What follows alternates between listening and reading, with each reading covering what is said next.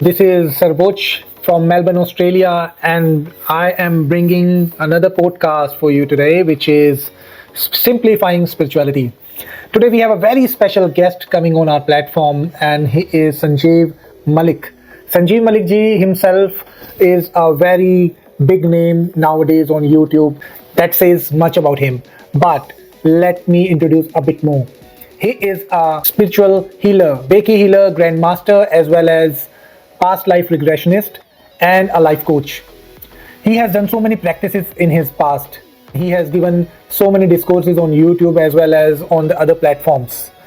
Now is the time for us to introduce him on our platform as well as taking more wisdom from him. So let's get started and be grateful of his teachings. So let's do it. Welcome, Sanjeev ji. Thank you very much for joining us today.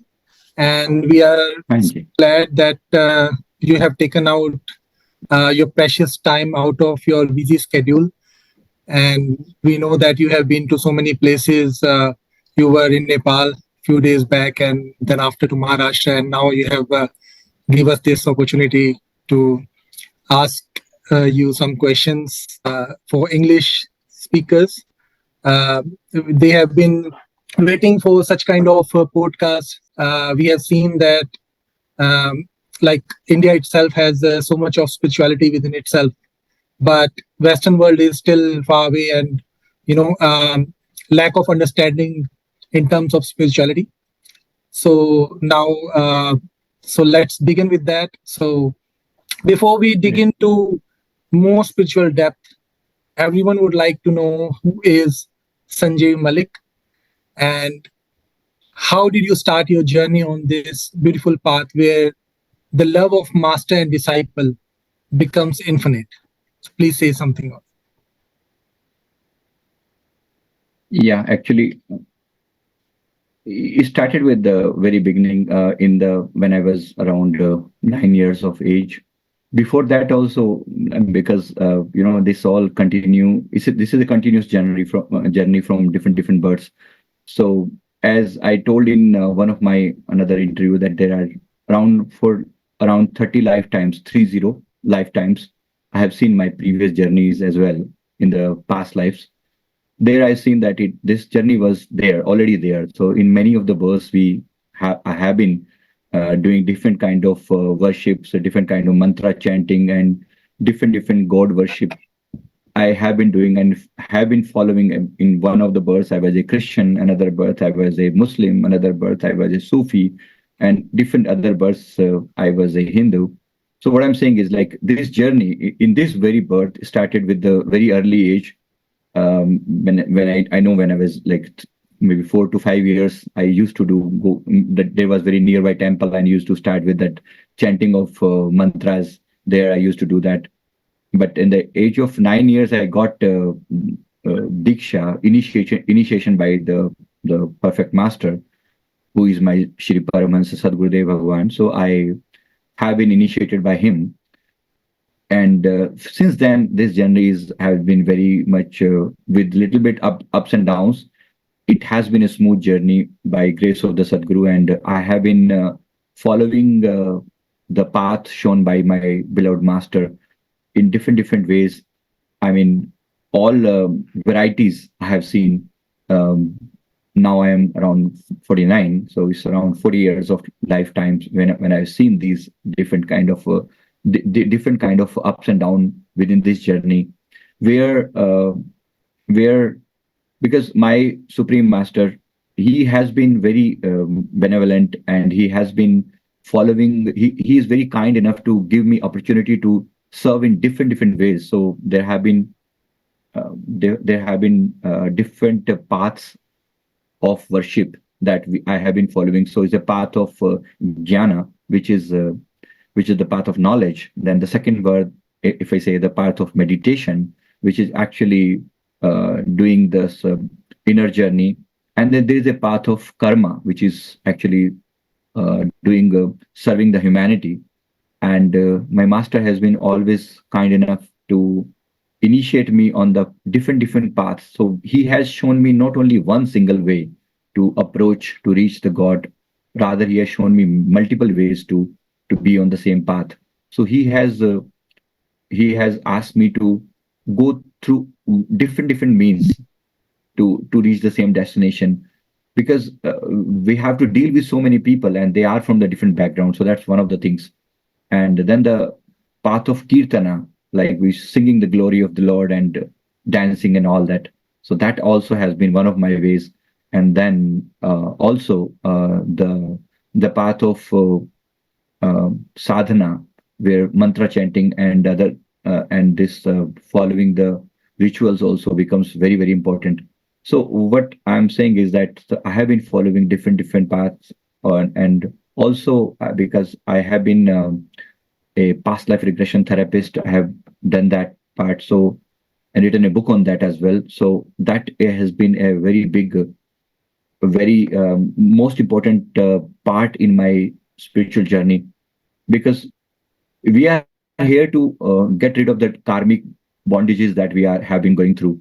So that is what I'm feeling, that this is one of the karma cleansing is one of the most important ways. All different paths of meditation is finally there to cleanse the soul, and finally the soul should be able to become a pure soul, and then finally should be able to meet the Supreme Lord.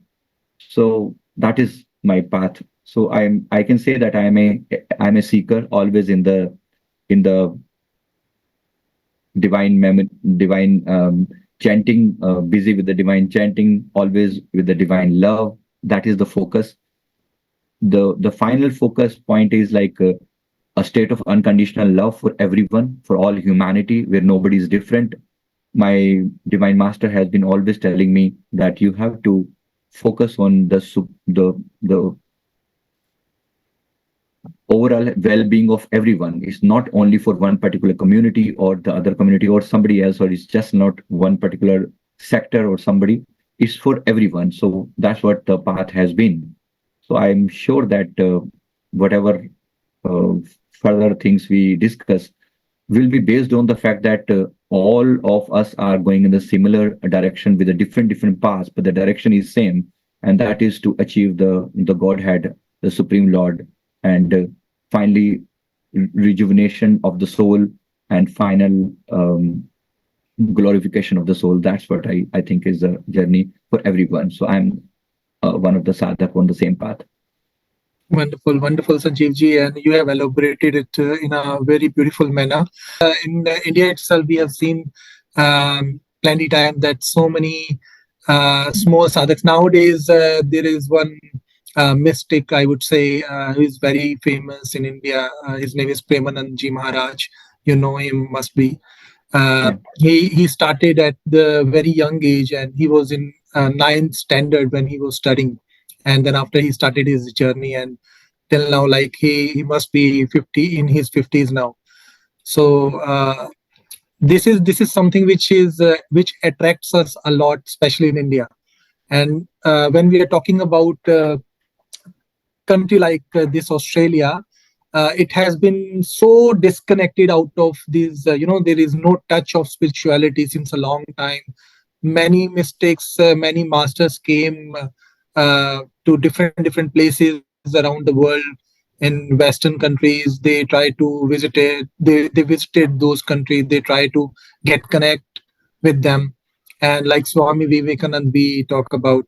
So he tried 100 years ago, and now when we see that masters like you, masters like Premanandji and others, they are also doing the same thing, and they are also trying to connect with the same energy. So when we speak about spirituality, how do you think, how important is individual spiritual growth in it? See, as I understand, spirituality is seated in everybody. It's part of our soul journey. Spirituality simply means that I have to grow. My soul has to grow. If I say in normal sense, like I want to become my best version, for example, becoming my best version. Now that growth can be in different ways. I have in one of my books, I have listed down my growth in different ways. So this is one of the book we published, Mind Power. grow your personality with mind power. So in this, I have given different approaches to different parts of my personality. We should reach to the spirituality. It includes physical growth, mental growth, emotional growth, social growth, and spiritual growth. So there are, like I said, 5 aspects of it. So what I'm saying is, when I say spirituality, spirituality is not different from other things. When you grow physically as well, you are becoming better and better. You are becoming very attractive. Definitely, when you becoming more attractive, more positive, you are attracting so many people. Spirituality also at certain level attracts so many people. It is kind of a your your inner love, your inner strength, your inner power that you are bringing to the people. So spirituality is not very different than it. What I'm saying is, it's a step-by-step process. When you have little bit physical growth, then you move on to the mental growth. When you have somewhat of mental growth, you move on to the psychological growth. And when you reach certain level in that, you move into this society, because then you want to serve more people because you have something to give. And then it becomes the spiritual. When I say spiritual growth, it simply means you are already on this path. Everybody is following this path. It's only thing is that some people call it spirituality, some people are not naming it spirituality, but ultimately their growth is same. We use the word Ishwar. In Hinduism, we use the word Ishwar for the supreme God. Ishwar is what? Who is having all great virtues, who is having all Aishwarya. Aishwarya means all kind of all kind of resources. So that is, whatever you can think about is all available to the Supreme Lord. So it, spirituality is not very different. Is to reach to the same level. So what I'm saying is, like, overall, if I say I want to become my best version, then I have to grow in different aspects and finally reach to my best version. So spirituality is not different than it. Ultimately, everybody's want to be spiritual only, even if they are not naming it spirituality, still they are doing it. That sounds really good. Sanjeevji, the book you have just shared, I would like to uh, get that book's name once again from you at the end of Yes. this video Yeah, as this well. book is available. It is getting translated in English as well, so it will be available in next few days. It will be available in to English speaking people as well. Yeah, it fascinates me a lot when you talk about books, because Swadhyay and reading all the books gives us very good knowledge about our scriptures, as well as all the knowledge related to spirituality. And you have been writing these all books since a long time, I know. And yeah, I've been following all those things, and keep on writing, please, because this gives us a really good boost. Talking about present times, who do you say walk on spiritual path, being a layman, being a very, like, it's a busy life nowadays, you know? Yeah, what I'm saying is, spirituality is not different than your day-to-day life. It's just turning out your senses to the inner side. See, normally when something happens, a non-spiritual person always turn into what happened. A spiritual person turns into the face inside and say, why did it happen? So there's a very minute difference. The person who is connected to the external world, they go by only the external aspect of it. If something bad happened to me or something good happened to me, they always have reason outside. A spiritual person having the reason inside, he or she knows that something is there inside me because of which something is happening outside. So the world approach is inside out. Normally, this is what I say, the spiritual path. Normally, it is like outside in. They think about outside only. I should have more money. I should have better relations. I should have um, better better respect in the society and things like that. They think about the outer aspect. A spiritual person also thinks about the inner aspect of it. So what I'm saying is that spirituality is not different as such. As I said, on 5 level growth of a human being. So if a person is grown physically as well, right? He is in a day-to-day life, he's spending some time on his physical exercise and body. Definitely, when you are turning that thing, when you are doing physical exercise, can you just put your attention on your thoughts and turn inside? It is very much possible. So what I'm saying is, it's not very much different. Just if doing a person doing yoga or exercise, for example, very normal thing, very normal thing. A spiritual person also doing yoga, no difference. It's just that the non-spiritual person says that I'm going to the gym, right? The gym is body doing body exercise. When I say spiritually, I'm saying only the mind exercise. So not very different. So what I'm saying is, if you are focusing on your thoughts, why I am, who is this who is doing this exercise? If they just turn their face inside, they will become spiritual. Very little, very minute steps. Spirituality is not very much different. It is my inner being. It is my essence. It is my soul. It is my having my own thought process. Just looking deep inside that. So spirituality is not very much different. So what I'm saying is, spirituality is part of my being. I have to grow. I have to grow. So I am doing it. I am naming it as spiritual practices. At the same time, if I say other thing, let's say when I when you when you when you go through a problem, don't you think about it? A non-spiritual person also thinks about how to solve this problem. How to solve this problem? Why did this happen? A spiritual person will also do the same thing, but in a different way, because he knows the supreme cause behind all causes is the Lord. When you have that deeper understanding of certain situation, you start you actually stop blaming others for your sufferings. That is where spirituality begins.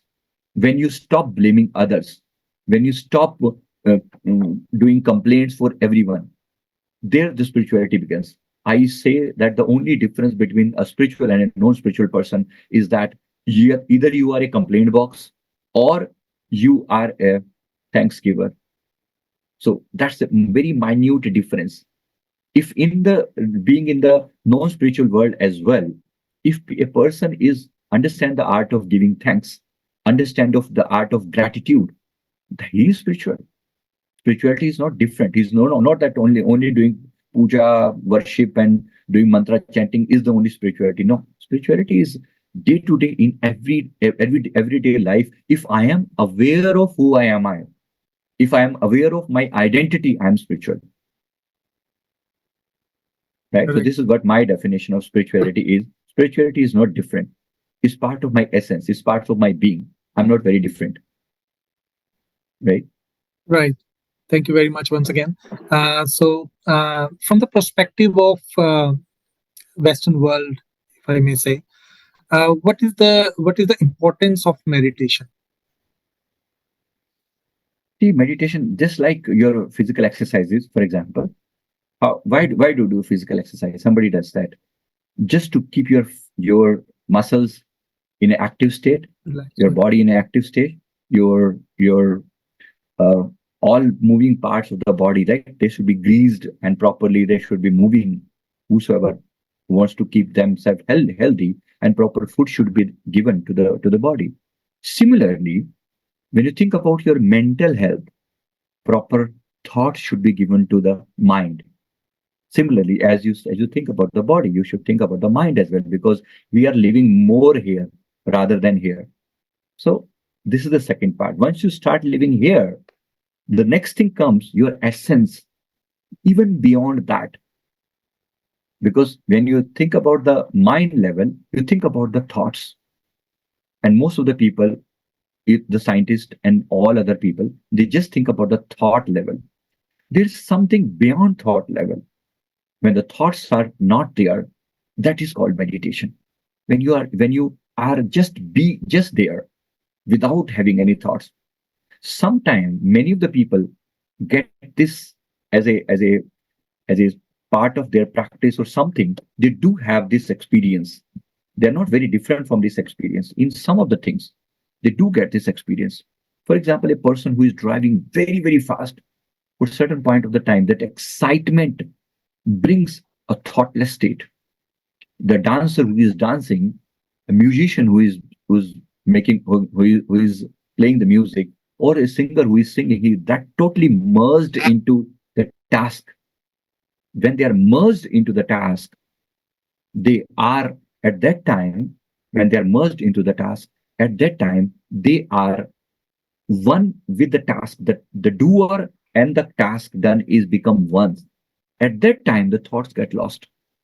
So they get a beautiful, a kind of enjoyment, kind of blissful state. That blissful stage is meditation. So what you can do practically step by step is, you can actually move on to this step by step. If I say, then you can just sit for some time and focus on your essence, your being, when there are no thoughts. So meditation is the process of moving from thought stage to not thought stage. Meditation is the process of moving from thinking level to the being level. That who am I? Thoughts are discrete. Their thoughts will come and thoughts will go. There are times when positive thoughts are there. There are times when there are negative thoughts are there. The same person who is thinking very positively today was thinking very negative yesterday. So thoughts is not something which is there forever. They are just moving things. Which is the place from where the thoughts are coming out? That place is your essence, your being. So a spiritual person simply means that he turns himself inside to the being, where the essence is there. That he is not only the thoughts are playing very little role over there, and the person is in the being state. That is meditation. So what I'm saying is, in the day-to-day practice, if whatever people are doing, if they just turn their attention inside, they will experience some part of meditation, and they should do. It's very basic thing, very basic. Even you are brushing your teeth, for example, when you are brushing the teeth, just don't focus on just the thoughts should not keep on going. Just become aware of your being, that this body is brushing the teeth is perfectly fine. But what I am doing inside, I'm doing nothing. The body is a very physical exercise, very discrete, but my essence is different. When you focus on your essence, this is meditation. When you're driving, it's a very basic mechanical process, very physical process. But when you're driving, why you're thinking? Just put your focus on the no thought stage. Why unnecessary thinking? Can you stop that? Can I come out of the overthinking stage? Yes, if I can, then perfectly fine. Yes, that is meditation. So this meditation simply means that you are focusing on your being. Don't stop doing what you are doing. It's just that do it in a different way. Do it in a different way. All mechanical tasks should be created, should be changed into, can be changed into meditation by turning the focus from the outside things, from the thoughts thing, from doing it mechanical things. Just turn inside and the result will be very different. This is meditation. Wow, this is truly amazing session going on, and beautiful things you are telling us. Um, so talking about practicing meditation, Sanjeev ji, you have been a long time meditator now, and you, as you said, like you have been doing it in your past lives as well. So, what sort of meditation, if I may ask, what sort of meditation do you do, and do you teach others? I have practiced different ways of doing meditation. As I said, my most common practice of meditation is doing everything as you're doing normally, but focus on your inner being. So this is a wake up meditation. You are already awake, you are already doing things the way you are doing, but changing your focus. In a day-to-day life, change your focus. The simplest way of doing meditation. But yet, if you want to sit for some time and you really want to enjoy, like, okay, I have some time and I want to give it to myself only, then we can start with the meditation, Vipassana. is one of the very basic meditation technique given by Gautam Buddha, and it has been with practice all over the world. Goenka's Vipassana technique specifically. And in this technique, what they do is simply start focusing on your breath, and just be an observer to whatever happening to the breath. Breath is going, breath is coming, breath is going, breath is coming, and I am an observer. I am an observer. And just becoming observer, just changing your focus from the thoughts to the breath, right? You must be aware that in a normal mind, day-to-day life, every day around 50,000 to 70,000 thoughts per day arise on this mind. Around 50,000 to 70,000 thoughts, which is a big number. Average comes out to be in 1 minute, there are only around 35 thoughts. So it's a big number. And every 2 seconds, there is a thought. Your thoughts keeps on changing. That high frequency. So from these many thoughts, first bring your attention to 1 or 2 thoughts. For example, I just see how my breath is moving. This is called anapanasati. Very basic form of meditation. How my breath is moving. Either this nostril is taking breath or that nostril is taking breath. I'm just an observer. Just become, for 10 minutes only, if you become an observer, you will start experiencing the sakshi, or the doer, the one who is your being. This is very simple way of meditation. So anybody can start with this meditation. Then there are other ways of doing, different ways. Once you start doing this kind of meditation, there are different ways. For example, there is a breathing meditation, as I told this one. Similarly, you can recite certain name along with the breath. This is called ajapa jap. Ajapa jap is like chanting some kind of name, for example, Shivoham. So while inhaling, you put your focus on Shivo. While exhaling, you put your focus on Hum. So constantly Shivoham, Shivoham. You have changed your focus from so many thoughts, like 50 to 70,000 thoughts, average 60,000 thoughts, to only 2 thoughts. So breathing going and breathing coming. That's it. So this is, and from there, you even lose that thought as well, even the last thought. You become only an observer, and becoming an observer is achieving the state of meditation. You become totally calm, totally relaxed. And when you become totally relaxed, all this chattering just gets away.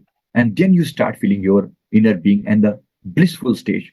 That peace that people are searching outside, when you turn inside the peace, you get a total, I say, a total huge bunch of pleasure, huge bunch of blissful stage you get inside.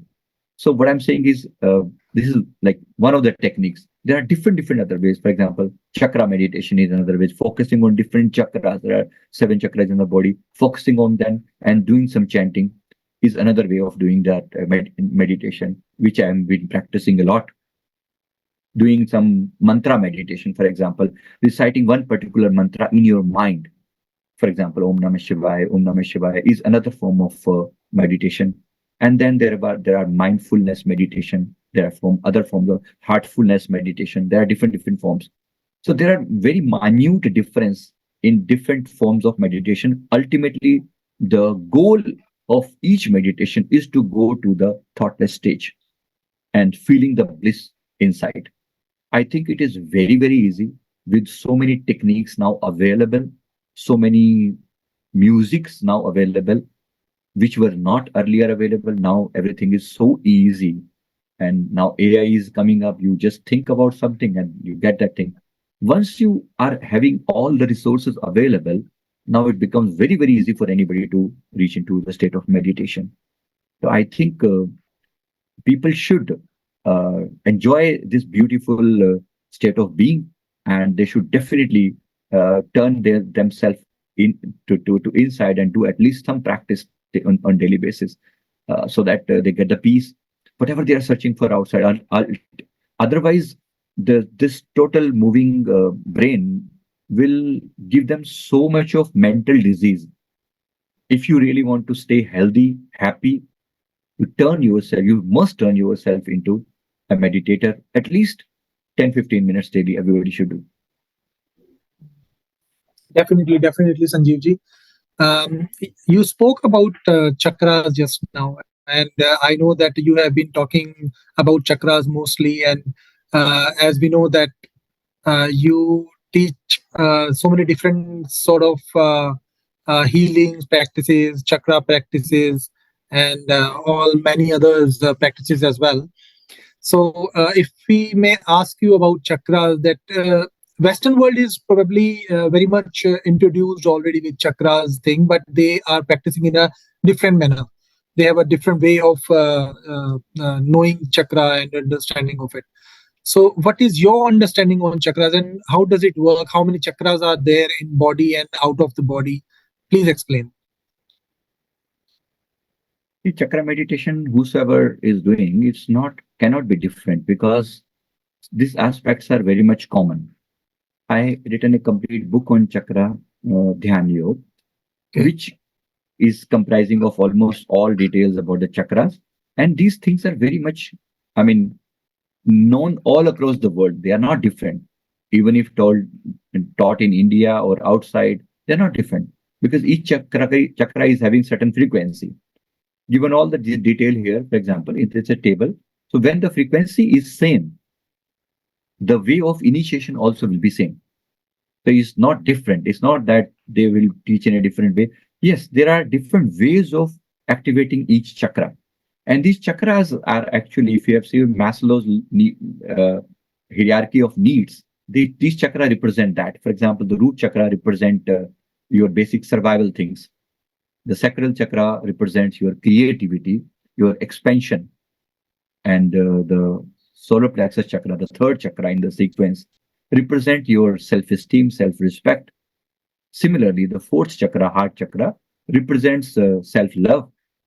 So, and similarly, the fifth chakra, throat chakra, represents self-expression, and the sixth chakra represents connection to the divine world, and the crown chakra represents the supreme state of being yourself. So they are not very different from your day-to-day things because Maslow's hierarchy of needs is very common for everyone.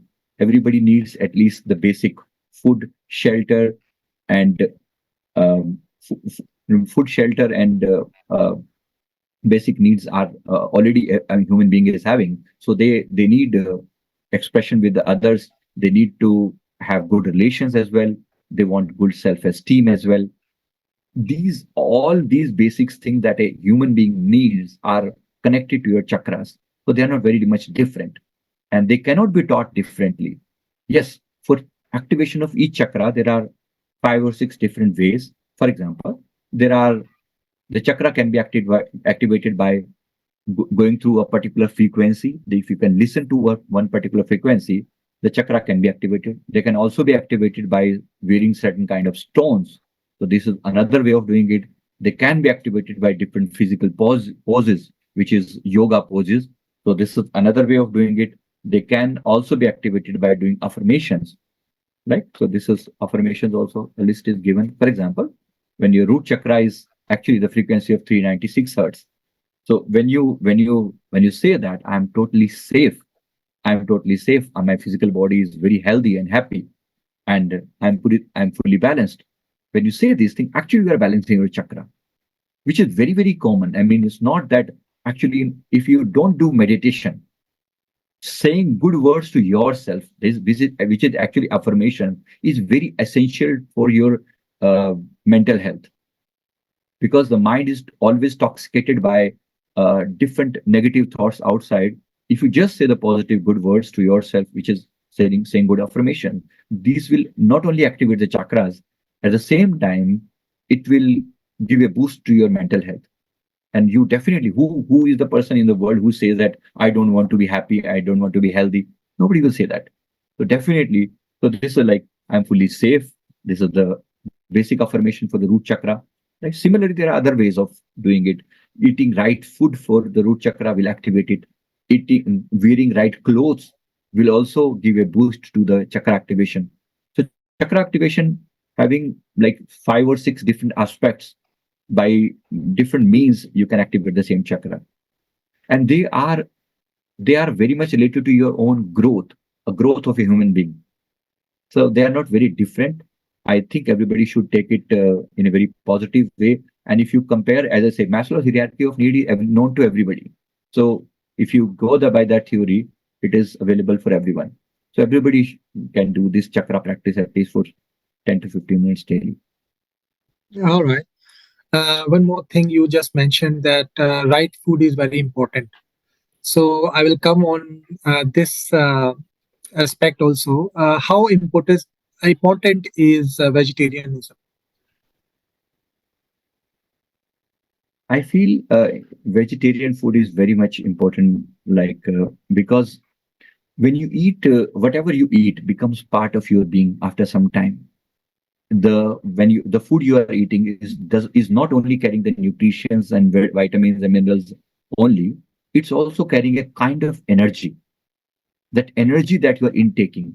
For example, if your mind is totally intoxicated, your the food which you are eating mm, is actually, when it is processed in a very unhealthy way. The thought process also is very, very important. The person who is cooking the food, for example, the person who is cooking the food or the food itself is having any kind of negative thoughts given. Nowadays, this is very, very important, because everybody has been knowing deep inside. There are so many researches also which has happened, that which says that everything has got some energy. Everything has got some energy. The water that we are drinking is having some energy. That food we are eating is having some energy. It's not only eating only eating the best good nutrition is also not important. Mm, it should be processed in a good way. It should be processed by a good mindset also.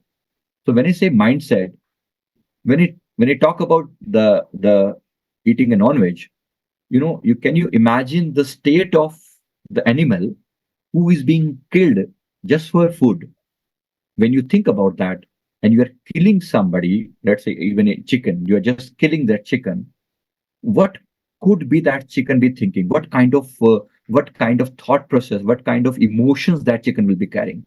The emotions of fear, the emotion of revenge, that is definitely carrying it, definitely carrying it. And when you're carrying that kind of emotion, that will be integrated into the food.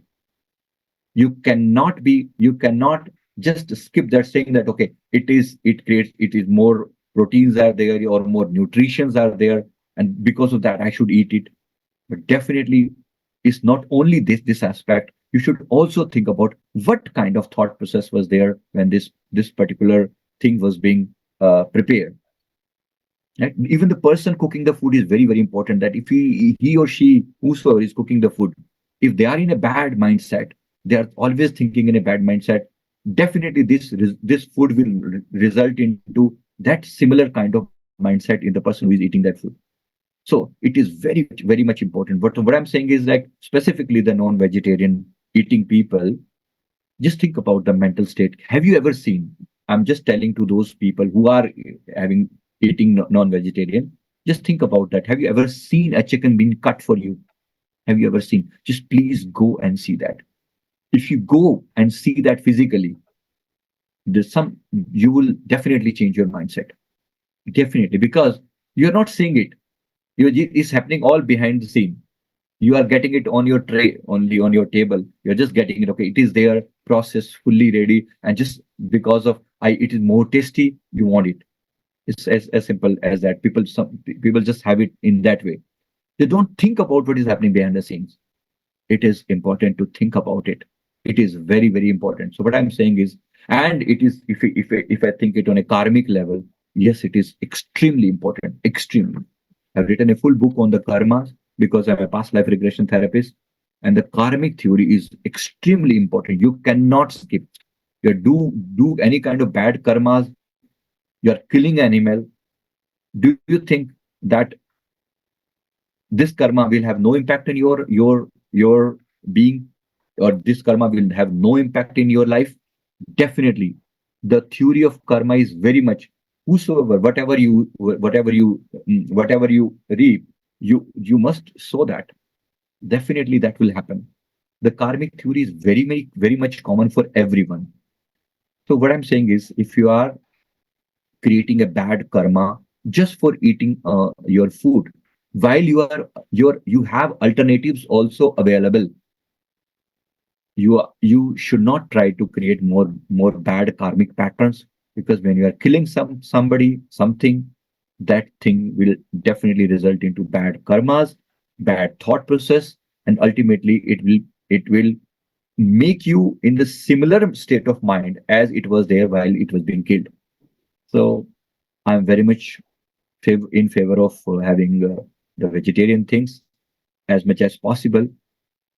I think that everybody should at least think about this part and try to change their pattern. If they want to become pure, if their soul want to become pure, they must eat good vegetarian food. That's very important, Sanjeev ji, for Western world, especially to accept this vegetarianism. Nowadays, people are becoming vegan, although vegan and vegetarian is not very different, but starting from being a vegetarian and having a vegetarian diet is so important.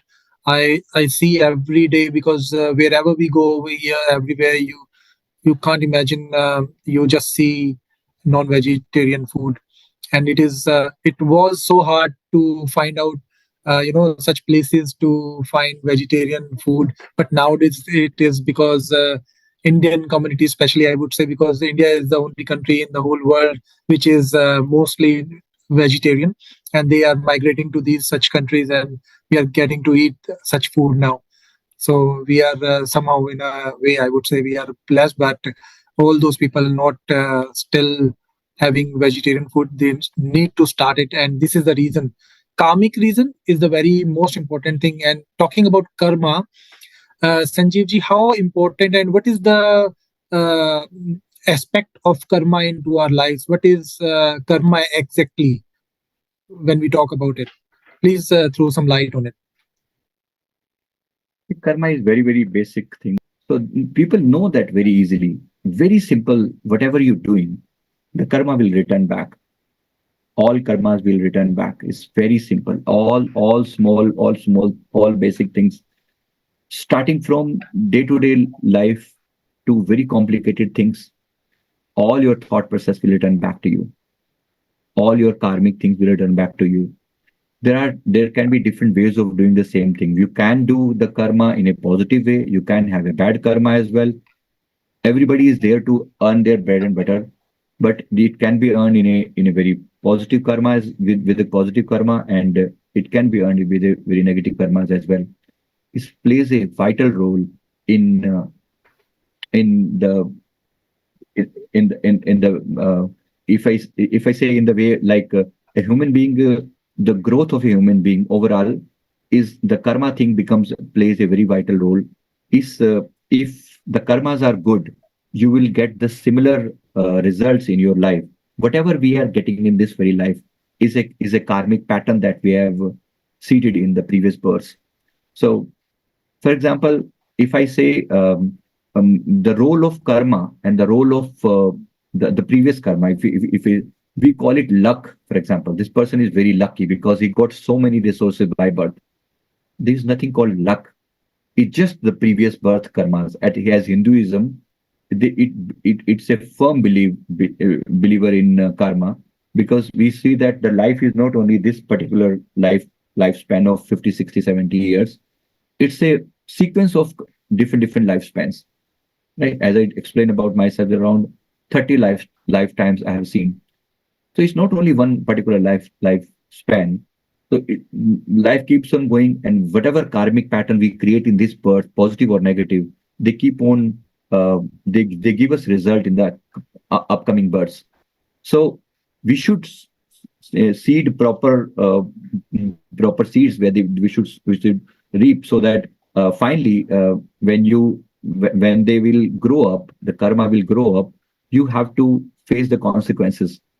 So it is very important, very important. Essentially, on a day-to-day basis, you should think about karmas and all kind of bad deeds that we can do, because the different factors which motivate for the which motivates a person to do bad karmas, like there are lust, this is greed, this is anger. Because of influence of these bad patterns, a person does wrong things, and that wrong things will ultimately result into bad karmic pattern, and in the future this person will get that negative pattern in their future life. So whatever seeds we have sown in the previous lifetimes, we are getting the same result in this particular birth. So you should be very much cautious about the karma, very much cautious. Doing anything without the thought process, without thinking about it, like what will be the result, will definitely result into bad karmic deeds. A person keeps on like wants to earn more wealth. Everybody wants more wealth. It's okay, but why to create bad karmas to have the same result? We can change. We can do good karmas as well, but people see it as a easy, cheaper excuse to get the same thing. Definitely, even this government, this the legal system of every government, even they punish you so badly for the bad karmas if you get caught. How about the supreme system of the Lord? When you do this kind of karma, the person will also get. Even if you can get, you can escape from this legal things out here. You cannot escape from that supreme eyes of the Lord, where you will definitely get caught, and the result will be given to you according to your deeds. So it is extremely important to keep track of your karmic things. And definitely, Sanjeev ji, our deeds are most important. Karmic theory is uh, such a I would I can't explain in words right now, because the karma is the very wide topic, and to talk about this particular topic, we need to have you on another episode, and that will be great if we talk more about it. So for now, see, people has their own mindsets. So they always, when someone is watching this podcast, also they must be thinking that they are following spirituality, and they would like to know more about Sanjeev ji himself. So in today's era, people seems to be very curious to know about spiritual experiences, I would say. So please share some of your experiences on your journey. People would like to listen to you about them. So if you may share. See, the spiritual path is any kind of spiritual practice anybody does. The person passes through different stages. The very basic stage is that getting a cool and calm mindset instead of that, that ever thinking mindset, basically that overthinker mindset. So the first pattern shift which happens when you start doing meditation is becoming almost start staying in a thoughtless stage, which is now very common for me. So usually the mind doesn't think at all. I mean, it's not that ever thinking stage is gone. That is the very basic thing. Everybody gets that. I will explain my experiences as well, but at the same time, what are the stages the person goes through? So this is the very basic thing, that at least the thought process will reduce. And that when you are not thinking, you're just being. You're just being. There is a different state.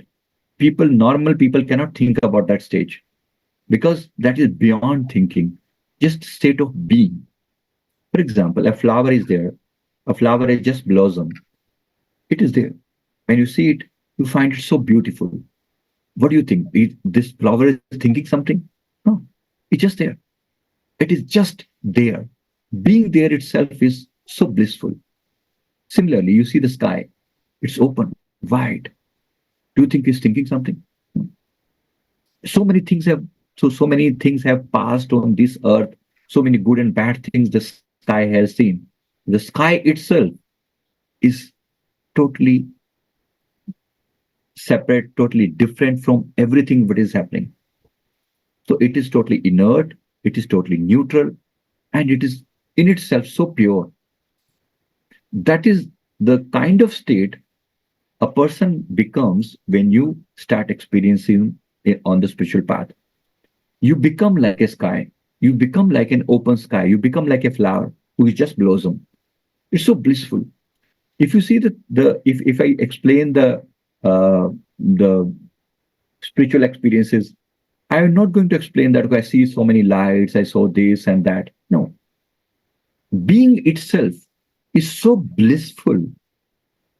Being itself is so blissful that you cannot compare it with some kind of experiences. But yet, if you say that, okay, I want to know some different kind of experiences, have you seen something? Have you done something? Yes.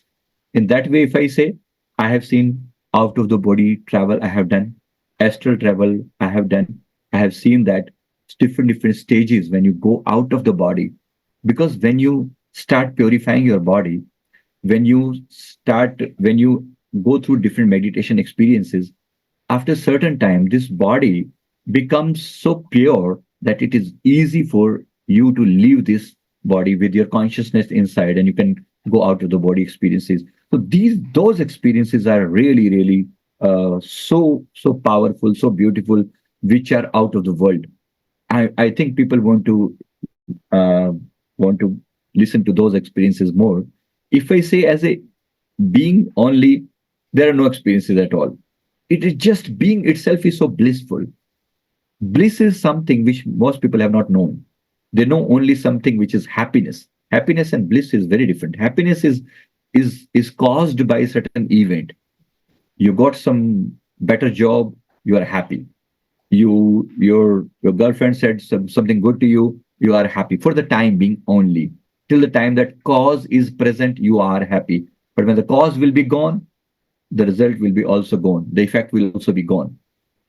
Blissfulness is not connected to any kind of trigger. There is no cause. You are happy without any cause. That is called blissful stage. So meditation experience actually involve being in the blissful stage more and more. And when you become in that stage, the whole universe descends down in you, and you start getting different kind of visions as well. So my specifically my experience is involved in getting that universal messages. When I see universal messages, just uh, start downloading in a uh, certain stage of meditation, then I get some certain messages, for example, about myself, what will happen in some part in the future, what has happened because of something. Because if I see a past life of some people, how does it happen? It just happen in the meditation. I focus on a person and I start getting the visions of their past. Okay, this was the happened because of this thing. So basically, you start getting into the karmic world.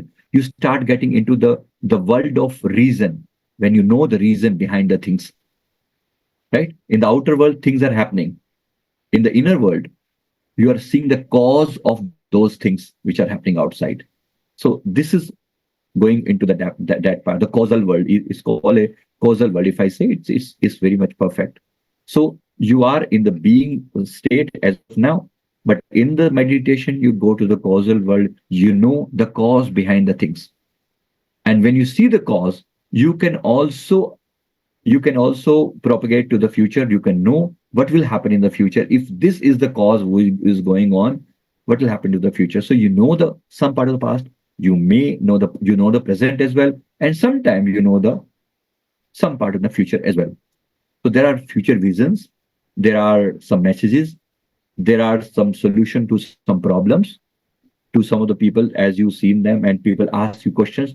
Your mind is so cool and calm that things start descending down. And then their experiences also involved, as I told, the astral travel, out of body experiences. These are also very beautiful experiences. I I have very done different astral travels and seen different kind of experiences, like moving on to Mount Kailash, moving on to the Egypt pyramids, and I've seen that thing these as well. So there are different experiences related to out of body experiences, and they are very beautiful, very powerful experiences. I think that's what people wanted to listen. There are so many other aspects which I cannot explain, because until unless you know that depth, I mean, people know that depth, it's very difficult to understand what is the state of being. It cannot be explained in words.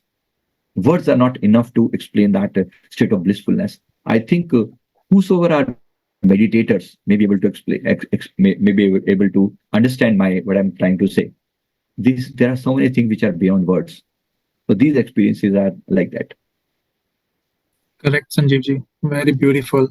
Yeah, you're right that like people, especially uh, in countries like this, would like to know more such kind of experiences, and we have been listening to these experiences in our country related to this not many times, but nowadays uh, people like you on spiritual path are explaining such kind of experiences, how you get that. But over here, still there's a lack of understanding of these such experiences as well. If I tell someone like if I'm going somewhere in my office and telling someone that my I know someone who is traveling, astral travel and other sort of experiences they are having, they do not understand that still.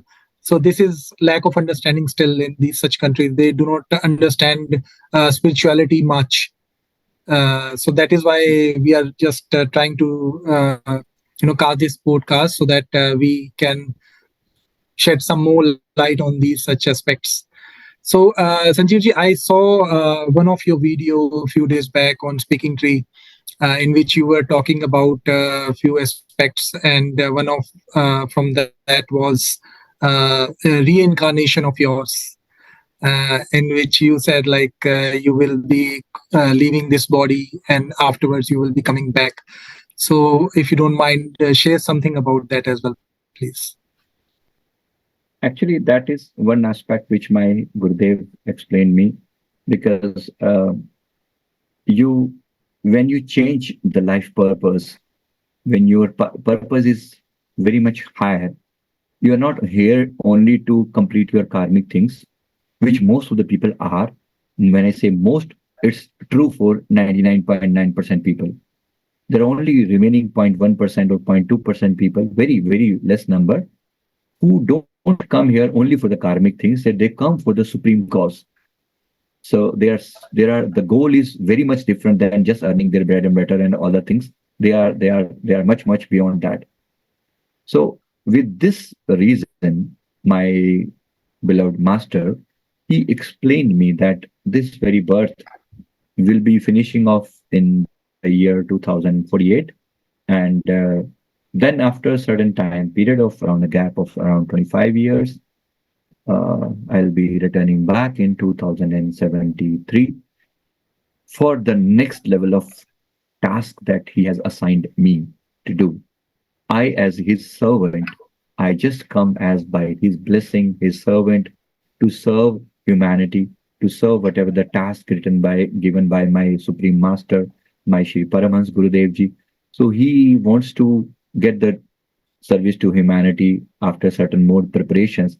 This lifetime, my task is to work on as lowest level as possible, because I am interacting with most of the people who interacting with the kind of people who are living at the very lower level, the root chakra level, sacral chakra level. In the next birth, the thing will be different when you are moving on to the higher chakras people. So the result will be different. The task will be very much different. So for everybody, it is like this. More for other people, they normally try to come for their karmic things only. Whatever karmas you are left behind here, you will come in the next birth to complete those karmas only. But when you are at this level, and things are very much different.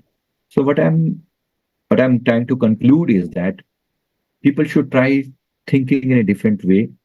The life only is not only confined to this particular birth. It's a super life. If I say super life, it's a combination of the lifetimes.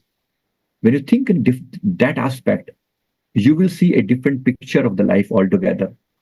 So it's not only the life will not end out here. So people, as I say, in the Western world, I have been in US for around 2 years. I've been in Japan for around 6 years. So I know very much about their thought process. So they just think like, okay, eat and eat, drink, and be and enjoy everything till the time your breaths are there. You just enjoy everything, and this and whosoever who has seen the next birth, who knows whether next birth will be there or not. But I have the proof, like for at least for myself and for others, there are definitely that the birth is there.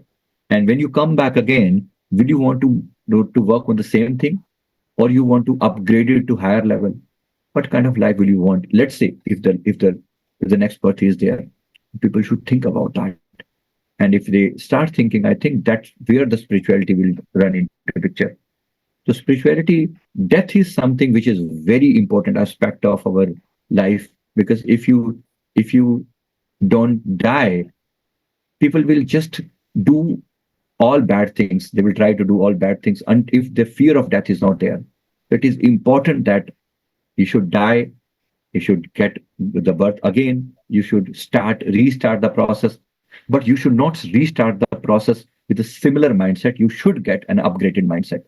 That's what my process, my request is. Yeah, wonderful. Sanjeev ji, yeah, we are, I know that your time is precious, and this is a time sensitive now.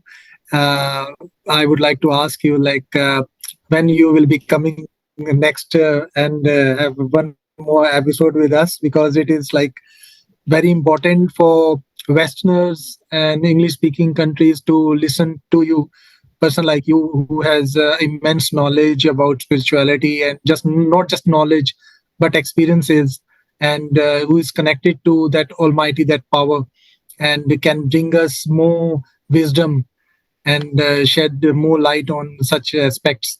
So I would like to ask you, what is your conclusion and message for Westerners, and when are you coming back with us again? My message is, at least we should try spending some time with ourselves. If at all, at least spend some time to the consciousness level. At least become thoughtless for 5 minutes. Just become thoughtless for 5 minutes, and you start seeing the change. You'll enter into spirituality. So with the very minute steps, you finally reach to the destination. So that minute step is a 5 minutes thoughtless state. Try to jump into that. Try to think about that. 5 minutes is not big enough. Normally, when people wake up, normally the mind is empty. They should not having blah blah blah blah blah thoughts every at the same moment when you get up. Please try to stay in the state of thoughtlessness for some time. That's my message. If you start being in that stage, that 5 minutes will ultimately move your state of mind to a higher time, longer time period. Let's say 10 minutes or 15 minutes. Slowly you will move on, but try to stay, or at least to enjoy some of the time with some of the meditator, or do some meditation with some good people around. At least you will see that there is a different aspect of life will change totally for you. So my request to everyone, at least should to enjoy that part, and be aware of your karmas. That's more important things, because whatever you're doing, you have to finally follow the consequences. And regarding my next thing, I think I should be able to find time in the next week. I will be able to find some time. Yeah, you can. Thank you very much, Sanjeev ji. I have, to be honest, I have so many questions still, and you are the person whom I can clearly ask from. But yes, once again, thank you so much for coming, and we are so glad that you have given us so much of time, and this podcast will reach hopefully immense number of peoples, and they will have benefit out of it. And thank you so much once again for being here, and God bless us with everything, whatever you have given us with the wisdom and knowledge. Thank you. Thank you so much. Thank you so much. Thank you. Thank you. Thank you, sir. Thanks for watching, everyone. And I would like to say very humble thanks to you all to come over and watch this video. Conversation with Sanjiv ji was very beautiful, and I know that you must have enjoyed it too. So now we are looking forward to create more podcasts like that. And for that purposes, we need you to subscribe our channel, which is very important, so that we can approach as many as spiritual guide, mystics, masters, and keep on creating these such videos. So for that purposes, I'm taking leave for now, and I'm hopeful again that we will be coming again with the very beautiful spiritual podcast very soon. Thank you for joining.